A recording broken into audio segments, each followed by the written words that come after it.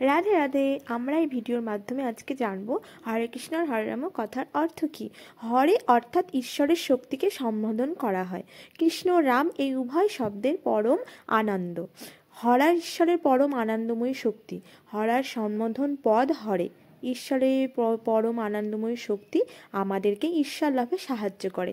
মায়া হইল ঈশ্বরের অসংখ্য শক্তির মধ্যে একটি, আর আমরাও একটি ভগবানের শক্তি। ভগবানের তটস্থা শক্তি জীব সকল মায়া শক্তি অপেক্ষা অধিক উৎকৃষ্ট।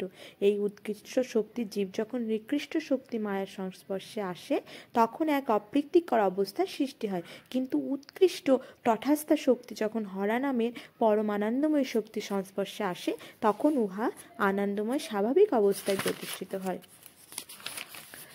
হরা, কৃষ্ণ ও রাম এই তিনটি শব্দ মহামন্ত্রের অপ্রাকৃত বীজ। কীর্তন মায়াবদ্ধ ও জীবের উদ্ধারার্থে, জীবের উদ্ধারার্থে আমাদের এই কীর্তন করতে হয়। ঈশ্বর ও তাহার শক্তির উদ্দেশ্যে চিন্ময় আহান। ক্ষুদ্র শিশু মাতৃ কোলের জন্য ব্যাকুল স্বরে ক্রন্দন করে, তেমনই আমাদেরকে ব্যাকুল চিত্তে কীর্তন করিলে ভগবান শ্রীকৃষ্ণ আমাদেরকে কৃপালাভ করিতে সাহায্য করিবেন।